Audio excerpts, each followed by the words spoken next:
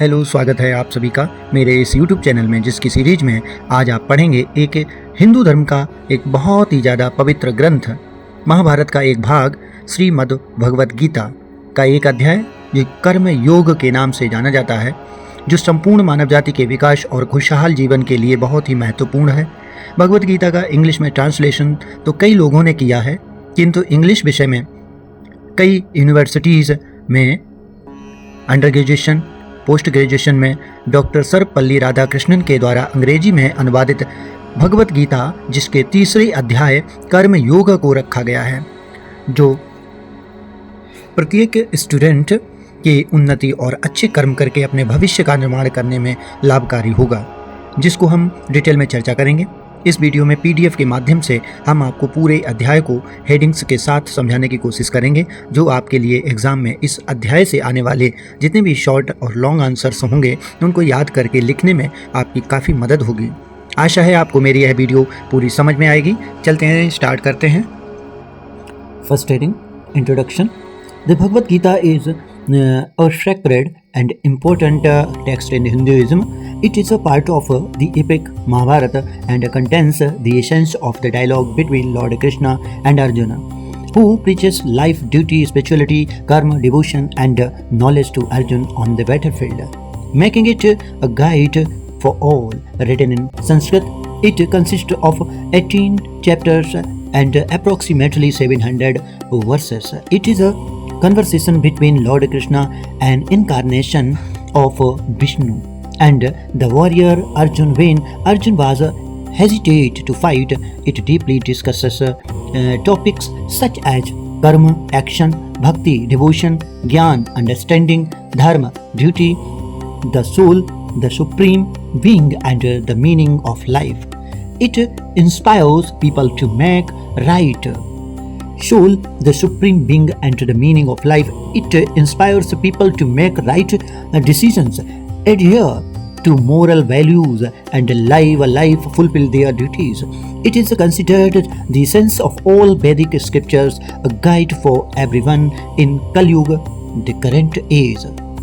बताते हैं, भगवत गीता हिंदू धर्म का एक पवित्र और महत्वपूर्ण ग्रंथ है, जो महाभारत महाकाव्य का हिस्सा है और इसमें भगवान श्री कृष्ण और अर्जुन के बीच हुए संवाद का सार है, जो युद्ध के मैदान में अर्जुन को जीवन, कर्तव्य, आध्यात्मिकता, कर्तव्य, कर्म, भक्ति और ज्ञान का उपदेश देते हैं, जिससे यह सभी के लिए जीवन जीने का मार्गदर्शन बन जाती है। यह संस्कृत में लिखी गई थी और इसको बाद में ट्रांसलेट किया गया डॉक्टर सर्वपल्ली राधाकृष्णन के द्वारा, और इसमें 18 अध्याय व लगभग 700 श्लोक हैं। आपको जान लेना है कि 18 अध्याय हैं और 18 अध्यायों का वर्णन करेंगे इसी वीडियो में, और 700 श्लोक हैं इसमें। ये भगवान कृष्ण जो विष्णु के अवतार हैं और योद्धा अर्जुन के बीच हुई बातचीत है, जब अर्जुन युद्ध करने से हिचकिचा रहे थे। इसमें कर्म, कार्य, भक्ति, ज्ञान, धर्म, आत्मा और परमात्मा और जीवन के अर्थ जैसे विषयों पर गहन चर्चा की गई है। यह लोगों को सही निर्णय लेने, नैतिक मूल्यों पर टिके रहने और अपने कर्तव्यों का पालन करते हुए जीवन जीने की प्रेरणा देती है। इसे सभी वैदिक शास्त्रों का सार माना जाता है, जो कलयुग यानी वर्तमान का जो समय चल रहा है में सभी के लिए मार्गदर्शक है। S. Radhakrishna's translation of the Bhagavad Gita is a highly respected classic known for its insightful commentary, bridging Eastern philosophy with Western understanding, featuring the original Sanskrit text alongside his clear English translation, and offering profound interpretation of duty, self-realization, and the path to liberation through devotion, making it a foundational text for understanding the Geeta's eternal शाश्वत जो message दिया है गीता का for modern readers के लिए। The act 3 of Karma Yoga begins with Arjun's question, if knowledge is superior to action, why is he being engaged in a war-like activity? बताते हैं कि if knowledge is superior to action, यदि ज्ञान कर्म से श्रेष्ठ है तो वह युद्ध जैसे कर्म से क्यों लगा हुआ है। Next, Lord Krishna explains the path to liberation through sacrifice, knowledge and selfless action. The third chapter, Karma Yoga, contains 43 verses. focusing on the importance of action, the methods of performing actions with knowledge and detachment, and the means to overcome desire. Karma Yoga focuses on selfless action, duty, and still in work without attachment to results, beautifully captured in key Bhagavad Gita shlokas like कर्मण्ये बाधिकारस्ते मा फलेषु कदाचन। यह कर्मयोग भगवत गीता का तीसरा अध्याय है। कर्मयोग के तीसरे अध्याय में 43 श्लोक हैं जो कर्म के महत्व, ज्ञान और वैराग्य के साथ कर्म करने की विधियों और कामना पर विजय पाने के उपायों पर केंद्रित है। कर्मयोग निस्वार्थ कर्म, कर्तव्य और फल की आसक्ति के बिना कर्म में कुशलता पर केंद्रित है, जिसे भगवद गीता के प्रमुख श्लोकों जैसे कर्मण्ये बाधिकारस्ते मा फलेषु कदाचन, यानी कर्म पर अधिकार है, फल पर नहीं होता है अधिकार मनुष्य का। नेक्स्ट, योग कर्मसु कौशलम, योग is still in action and the essence of chapter 3 urging performance of duty like sacrifice for liberation from worldly wonders. These verses emphasize performing prescribed duties without ego or a desire for reward, leading to inner peace and self-realization. The armies of the Kauravas and Pandavas are ready for battle on the battlefield of Kurukshetra. Arjuna asks Sri Krishna to take his chariot between the two armies. Seeing his acquaintances and relatives there, he is filled with love and compassion and decides not to fight. Kurukshetra के मैदान में कौरवों और पांडवों की सेनाएं युद्ध के लिए तैयार हैं।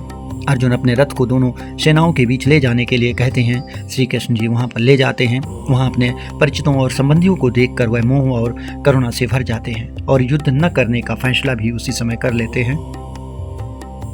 Arjuna argues that there is no benefit in gaining kingdom and happiness by killing members of his own clan.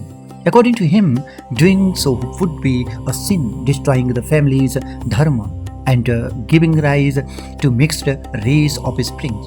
It is not right to commit such a heinous sin for the sake of kingdom, and it is better to kill him unarmed. In this despair, Arjuna abandons his bow and arrow and sits mournfully behind his chariot. Arjun तर्क देते हैं कि अपने ही कुल के लोगों को मारकर राज्य और सुख पाने से कोई लाभ नहीं है। उसके अनुसार ऐसा करने से पाप होता है, कुल का धर्म नष्ट होगा और वर्ण संकर संतानें उत्पन्न होगी। राज्य के लोभ में इतना जघन्य पाप, हीनस सिन हो जाएगा, करना उचित नहीं होगा और इससे बेहतर है कि उसे निहत्ते ही मार दिया जाए। इस विषाद में आकर अर्जुन धनुष और बाण त्याग करके रथ के पीछे शोक मुद्रा में बैठ जाते हैं। Heading total acts of Bhagavad Gita.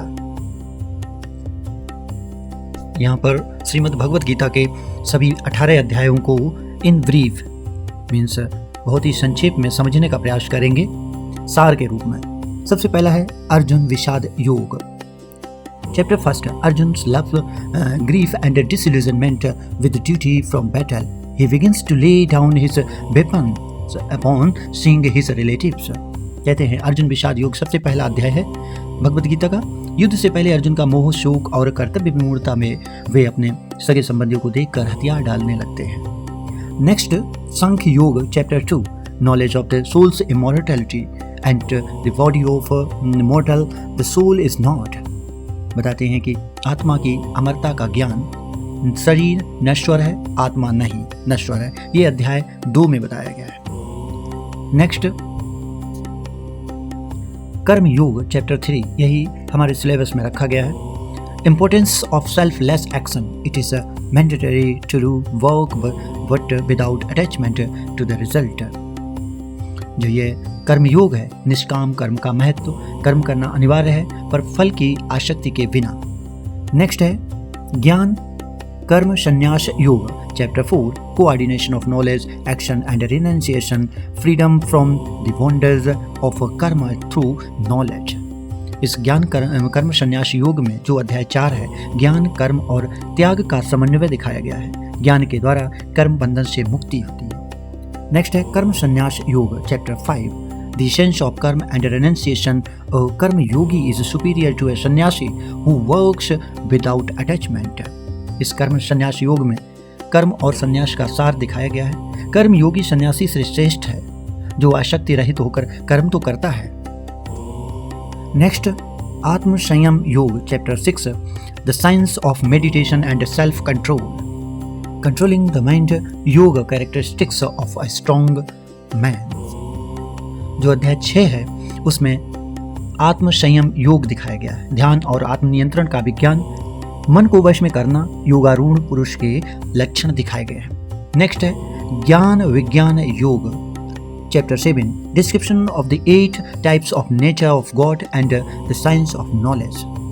Next है अक्षर ब्रह्म योग चैप्टर 8, अक्षर ब्रह्म योग, ब्राह्मण, शूल, karma and the path of attain Purushottam.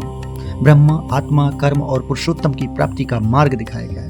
Next है राज विद्या राज गुहा योग, राज बताया गया है राज विद्या राज गुहा योग, जो अध्याय 9 है यानी चैप्टर 9। इसमें God is the ultimate truth, the most secret of knowledge, in whom all resides। ईश्वर ही परम सत्य, ज्ञान का सबसे गुप्त रहस्य है जिसमें सभी का वास है। नेक्स्ट है विभूति योग, जो अध्याय 10 है, super natural powers and personalities of God, a part of God in every great thing. Next है विश्व रूप दर्शन योग chapter 11, Arjun has the vision of Vishnu और विश्वरूप where the hue from form of Krishna is seen, which is the symbol of time and death। जो विश्व रूप दर्शन योग है ये भी बहुत ही ज़्यादा इसमें इम्पोर्टेंट है। वैसे तो कहने के लिए बहुत ज़्यादा इम्पोर्टेंट 18 के 18 चैप्टर दिए गए हैं जो अध्याय हैं। इसमें जो 11वां अध्याय है विश्व रूप दर्शन योग, इसमें अर्जुन को विश्व रूप के दर्शन, जहाँ पर कृष्ण का विराट रूप दिखाया जाता है, जैसा कि मैंने भी इसमें डीपी में दिखाया है, और जो समय और मृत्यु का प्रतीक है।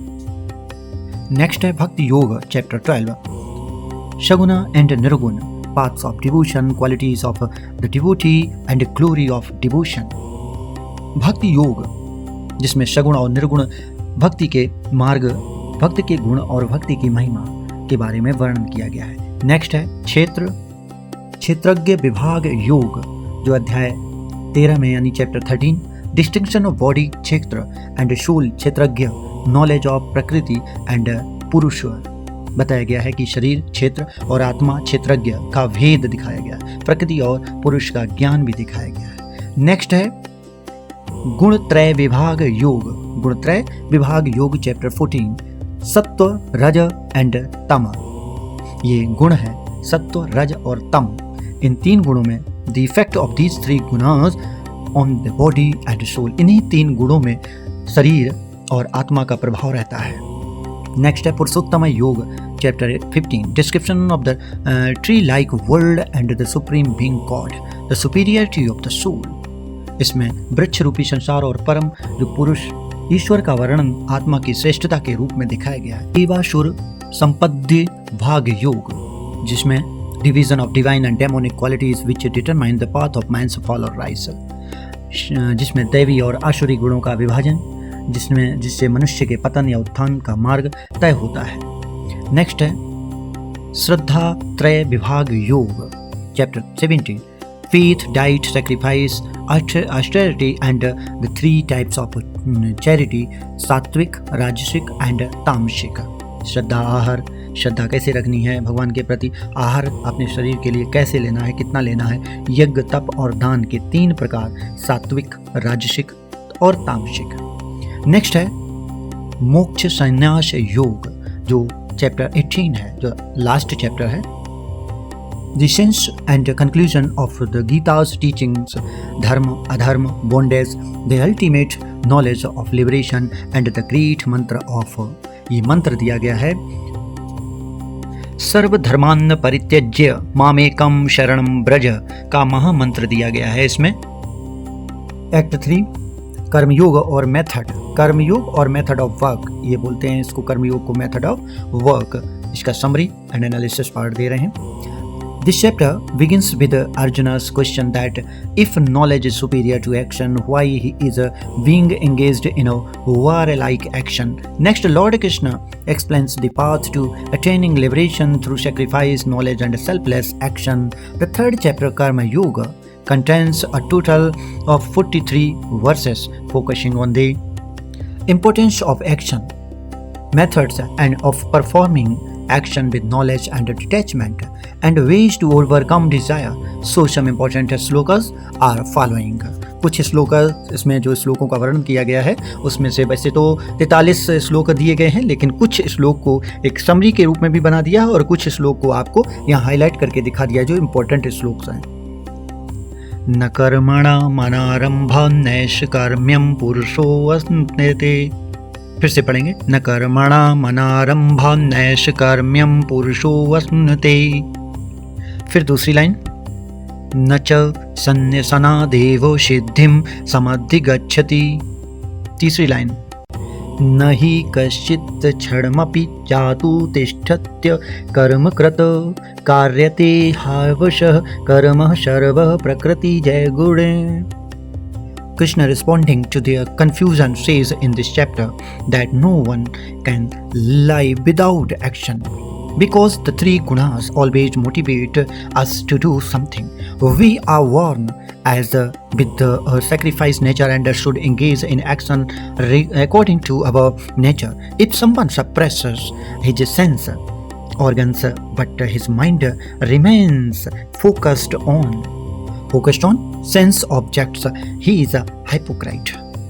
यह अध्याय में अर्जुन के इस प्रश्न से शुरू होता है कि यदि ज्ञान कर्म से श्रेष्ठ है तो उसके बाद जो उलझन होती है, कृष्ण उनके उलझन का जवाब देते हैं। अर्जुन के उलझन का जवाब देते हैं, कहते हैं कि कोई भी व्यक्ति कर्म किए बिना नहीं रह सकता, क्योंकि तीनों गुण हमेशा कुछ न कुछ करने के लिए प्रेरित करते रहते हैं। हम एक विशिष्ट स्वभाव के साथ पैदा होते हैं और अपनी ही प्रकृति के अनुसार ही हमें कर्म में संलग्न होना चाहिए। यदि कोई अपनी कर्मेंद्रियां यानी काम करने वाली जो इंद्रियां हैं उनका दमन कर देता है, लेकिन उसका मन इंद्रियों के विषय में ही लगा रहता है, तो वह एक ढोंगी या पापी जैसा होता है, हाइपोक्राइट। नेक्स्ट इंपॉर्टेंट श्लोक है, नियतं कुरु कर्म त्वं कर्म ज्यायु या कर्मणः शरीर यात्रापि न चेन प्रसिद्धयेद कर्मणः। फिर से पढ़ेंगे, नियतं कुरु कर्म त्वं कर्म ज्यायो ह्या कर्मणः शरीर यात्रापि च ते न प्रसिद्धयेद कर्मणः। लिखते हैं, perform your prescribed duties for action is better than in action. Without action, even the maintenance of the body is impossible. Karma should be performed as a sacrifice, otherwise our actions will bind us to this material world. कहते हैं तू अपना नियत कर्म कर। ऐसे कहते हैं कि अपना नियत कर्म करना चाहिए, क्योंकि कर्म अकर्म कुछ न करना से श्रेष्ठ तो है। बिना कर्म के शरीर का पालन भी संभव नहीं है। कर्म यज्ञ के रूप में किया जाना चाहिए, अन्यथा हमारे कर्म हमें इस भौतिक संसार में बांध देंगे। ये भी इम्पोर्टेंट श्लोक है, यज्ञार्थात् कर्मणो अन्यत्र लोको अयं कर्म बंधनः तद अर्थम कर्म कौन्तेय मुक्त संग समाचर। ये दिया है, कर्म performed as a sacrifice for Lord Vishnu must be performed, otherwise karma cause bondage in this material world. He addresses him as Kunti Putra and says to perform his prescribed duties for God's pleasure, and thus he will always remain free from worldly bondage. कहते हैं कि भगवान विष्णु के लिए यज्ञ के रूप में किया गया कार्य अवश्य कर्म करना चाहिए, अन्यथा कर्म इस भौतिक जगत में बंधन का कारण बनता है। वह कुंती पुत्र शब्द से संबोधित करते हुए कहते हैं कि उनकी प्रसन्नता यानी गॉड की प्रसन्नता, भगवान की प्रसन्नता के लिए अपने नियत कर्म करना चाहिए और इस प्रकार सदैव बंधन से मुक्त रहेंगे। This is the work selflessly renouncing the desire for personal pleasure. A teacher imparts education, a mother cares for her children, and administrator protects the citizens. These are examples of renunciation. The ultimate beneficiary of renunciation is Lord Vishnu who grants us liberation. Karma Yoga means that all actions should be performed as a sacrifice. No one can be free from karma. Karma is born of nature and must be performed as a sacrifice, which will lead to liberation and a happy life. Yajna refers to action born of nature, which are regulated according to the scriptures. Various deities are in charge of universal actions and have prescribed certain duties according to our nature. Anybody knows that he must eat to survive. Saints offer everything they have to Krishna and respect the leftovers. If he eats होना चाहिए only to satisfy hunger without offering it to God, he is only eating sin. कहते हैं कि यह व्यक्तिगत सुख भोग की भावना को त्याग कर निस्वार्थ भाव से कार्य करना है। शिक्षक द्वारा शिक्षा देना, माताओं द्वारा बच्चों की देखभाल करना, प्रशासक द्वारा नागरिकों की रक्षा करना, ये सब त्याग के कुछ उदाहरण हैं। त्याग के परम लाभार्थी भगवान विष्णु हैं, जो हमें मुक्ति प्रदान करते हैं। कर्मयोग का अर्थ है कि सभी कर्म त्याग के रूप में किए जाएं। कोई भी कर्मों से मुक्त नहीं हो सकता। कर्म प्रकृतिजन्य है और उन्हें यज्ञ के रूप में कार्य करना चाहिए, जिससे हम लोगों को मुक्ति मिलेगी और हम सुखी जीवन जिएंगे। यज्ञ प्रकृति के उत्पन्न कर्मों को कहते हैं, जिनका शास्त्रों के अनुसार नियमन किया जाता है। विभिन्न देवता सार्वभौमिक कार्यों के प्रभारी हैं और उन्होंने हमारी प्रकृति के अनुसार कुछ कर्तव्य निर्धारित कर दिए हैं। जब हमने जन्म लिया इस पृथ्वी पर, तो हमारे लिए पहले से ही कुछ कर्तव्य हैं। हम सभी जानते हैं कि जीवित रहने के लिए हमें भोजन करना चाहिए। संत जन कृष्ण को अपना सब कुछ अर्पित करते हैं और बचे हुए भोजन को आदर देते हैं। यदि वह व्यक्ति ईश्वर को अर्पित किए बिना केवल भूख मिटाने के लिए खाता है, तो फिर से सिर्फ और सिर्फ वह भोजन खराब होता है। श्लोक है, यज्ञ शिष्टाशिनः संतो मुच्यन्ते सर्व किल विषय भुज्यते ते टीबी अघम पापा ये पचन्ति आत्मकारणात्। Devotees of God are freed from all kinds of sins because they eat food first offered in the yajna. Offers who prepares food for personal sensual pleasure are actually eating sin. In short, if people perform actions while ignoring Vedic injunction, they are only committing sin. But if they do not perform any actions and simply lie down, others will follow them and fall into sin. Thus, although they have no duty, they still fulfill their duty fully to set an example like Janak and Bhishma. बताते हैं कि भगवान के भक्त सभी प्रकार के पापों से मुक्त हो जाते हैं, क्योंकि वे यज्ञ में पहले अर्पित किया गया भोजन खाते हैं।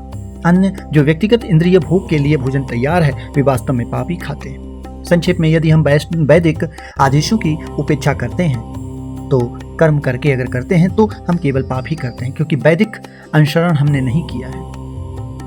लेकिन अगर वे कोई भी व्यक्ति या वे लोग या जितने भी लोग हैं संसार के, कोई कर्म ना करे, बस लेट जाए, तो दूसरे भी उनका अनुसरण करेंगे और पाप के भागीदारी बनेंगे। इस प्रकार हालांकि उनका कोई कर्तव्य नहीं है, फिर भी वे आदर्श प्रस्तुत करने के लिए अपने कर्तव्य का पूरी तरह पालन करते हैं, जैसे जनक और भीष्म।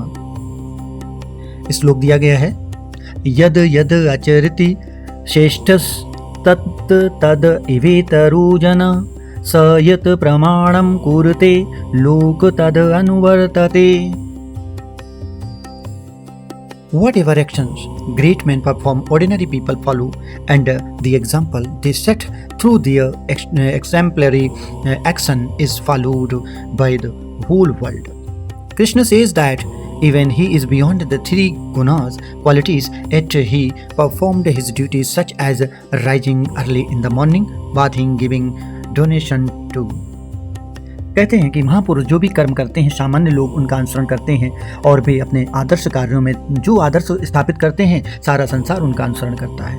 कहते हैं तीनों गुण हैं। कर्तव्यों का पालन किया, जैसे कि जल्दी उठना और सुबह जल्दी स्नान करना, डोनेशन देना किनको, Brahmins, and performing bhajan, meditation, engaging in royal activities, etc., thereby setting an ideal example. Those who are at a high level of Krishna consciousness should know how to involve all types of people in various activities.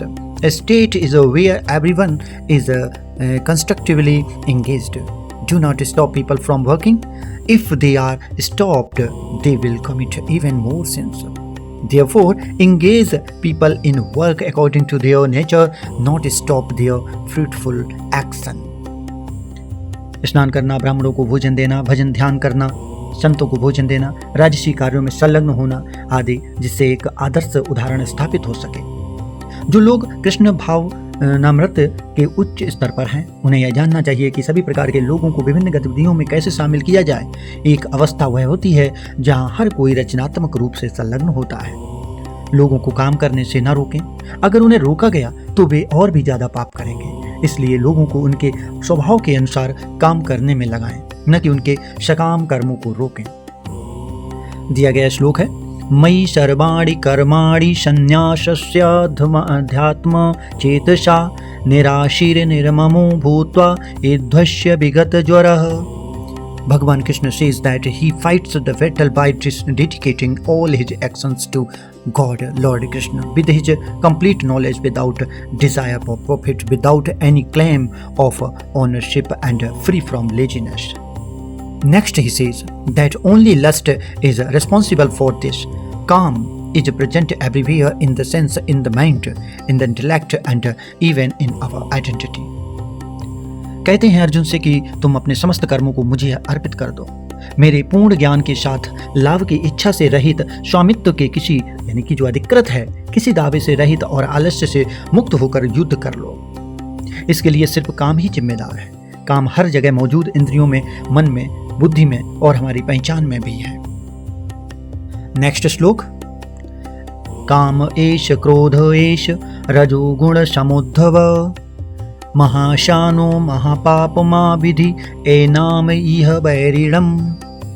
Lord Krishna says that it is only lust which arises from contact with Rajogun and is later converted into anger, and which is the all-consuming sinful enemy of this world. Krishna also gives 3 similes to describe the different degrees of lust that develops the soul. Dust covered mirror, very easy to deal with. Next, smoke covered fire, very hard.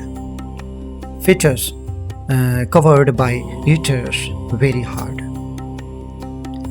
Shri भगवान कहते हैं कि यह केवल काम ही है जो रजोगुण के संपर्क से उत्पन्न होता है।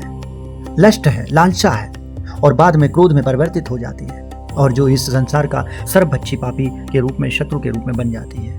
कृष्ण आत्मा को आवृत करने वाली वासना की विभिन्न मात्राओं का वर्णन करते हैं। 3 उपमाएं देते हैं। पहला तो ये कि धूल से ढका हुआ दर्पण, इससे निपटना बहुत आसान है, लेकिन दूसरा है धुएं से ढका हुआ या ढकी हुई आग, जो बहुत ही कठिन है पार करना। और तीसरा भ्रूण गर्भाशय से ढका हुआ, ये भी बहुत कठिन स्थिति होती है। नेक्स्ट श्लोक दिया गया है, इंद्रियाणि पराण्याहुरेन्द्रियेभ्यः परं मनः मनसस्तु परा बुद्धिर्यो बुद्धि परतस्तु सः। The mind is superior to the senses and the intellect is superior to the mind. Therefore, first of all, the intellect has to be spiritualized by connecting with the Bhagavad Gita. Then by controlling the mind by spiritual intelligence, one can easily overcome lust, and the heart will be filled with compassion, sympathy, compassion for the sufferings of others, and the desire to engage in the service of Krishna. कहते हैं कि मन इंद्रियों से श्रेष्ठ है और बुद्धि मन से भी श्रेष्ठ है। इसलिए सबसे पहले भगवद गीता से जुड़कर बुद्धि को आध्यात्मिक बनाना होगा। फिर आध्यात्मिक बुद्धि द्वारा मन को नियंत्रित करके व्यक्ति आसानी से काम पर विजय हासिल कर सकता है और हृदय दया, सहानुभूति, दूसरों के दुखों के प्रति संवेदना और कृष्ण की सेवा में संलग्न होने की इच्छा से भर जाएगा। नेक्स्ट श्लोक दिया गया है, एवं बुद्धे परम बुद्ध्वा संस्थभ्यात्मनः आत्मान जहि शत्रुं महाबहु काम रूपम दुर्सादम। Thus knowing oneself to be beyond the material senses, mind and intellect, Bhagavan Krishna addresses Arjun as mighty armed Arjun, and says that one should deliberately steady the mind by spiritual intelligence and thus by spiritual force conquer this insatiable enemy called lust. इस प्रकार ये आखिरी है, यानी 43वां श्लोक है कर्मयोग का, यानी तीसरा अध्याय जो श्रीमद् भगवत गीता का है। इस प्रकार अपने आप को भौतिक इंद्रियों, मन और बुद्धि से परे जानकर हे महाबाहु अर्जुन का नाम लेते हैं कि माइटी आर्म्ड अर्जुन। मनुष्य को चाहिए कि वह जानबूझकर आध्यात्मिक बुद्धि द्वारा मन को स्थिर करे और इस प्रकार आध्यात्मिक बल द्वारा काम नामक जो लालसा है, जो वासना काम नामक इस अतृप्त शत्रु पर विजय प्राप्त कर ले। नेक्स्ट हेडिंग सिग्निफिकेंस ऑफ कर्म योग। ये शॉर्ट आंसर लॉन्ग आंसर के रूप में पूछा जाता है। The third chapter of Bhagavad Gita Karma Yoga focuses on the importance of selfless action, the performance of duty and overcoming desires, teaching the action that action without attachment to the fruits of action is the path of spiritual purification and liberation, as no being can exist without action. This chapter emphasizes the control of the mind and the senses, recognizing one's duty and acquiring knowledge through self-control and translating it into action so that one can defeat the inner enemy karma, kama, desire, काम, lalsa, वासना, and live a contented and harmonious life. Bhagavad Gita का तीसरा chapter कर्मयोग बिना स्वार्थ के काम करने, ड्यूटी पर लगे रहने, इच्छाओं पर काबू पाने के महत्व को पर फोकस करता है। यह सिखाता है कि कर्म के फल से बिना लगाव से कर्म करना ही आध्यात्मिक बुद्धि, शुद्धि और मुक्ति का रास्ता है, क्योंकि कोई भी जीव बिना कर्म किए बिना नहीं रह सकता है। यह चैप्टर मन और इंद्रियों को कंट्रोल करने, अपने कर्तव्य को पहचानने और सेल्फ कंट्रोल से ज्ञान हासिल करने और उसे कर्म में बदलने पर जोर देता है, ताकि इंसान को अपने अंदर के दुश्मन यानी काम, जो वासना, लालसा, इच्छा को हरा सके और एक संतुष्ट होकर अपना अच्छा जीवन जी सके। सिग्निफिकेंस ऑफ कर्म योग में एक हेडिंग है action is inevitable, no person even enlightened souls can remain without action for moment, because creation itself is an action and all beings are bound to act due to the modes of nature. Next heading, selfless action, performing actions without desire for rewards with a spirit of dedication to God. This purifies the mind and promotes spiritual progress. Next heading, following one's duty. One should identify his natural duty, swadharma, according to his talent and interest, and perform it with high ideal. Integration of knowledge and action. Next heading, knowledge should be acquired not just for the sake of knowing, but for the sake of putting it into action. Even after attaining knowledge, it is essential to continue acting like the rising of the sun. Next heading, understanding desire as the enemy. Desire, called काम, means by lalsa, इच्छा, obscures knowledge and confuses the intellect. It must be slain by controlling the senses, the mind. Next heading, self-control and balance, striking a balance between work and rest. Staying disciplined and preventing the mind from wandering into worries about the past or future is important for contented life. Next heading, external renunciation is not enough. Merely changing clothes or showing off is not enough. True renunciation is the control of the mind and senses, which frees one from attachment and aversion. After significance of Karma Yoga, next message of the chapter 3 Karma Yoga. First message, action is must. Next, second, identify man's swadharma. Next, fix a higher ideal in the area of swadharma. Next, create energy. Next, while acting, do not allow the mind to slip into the unproductive avenues of the past worry and future anxiety. Next, cultivate sattva, refines rajas and eliminate tamas. Understand and desire next is the enemy and being it under the control of the intellect.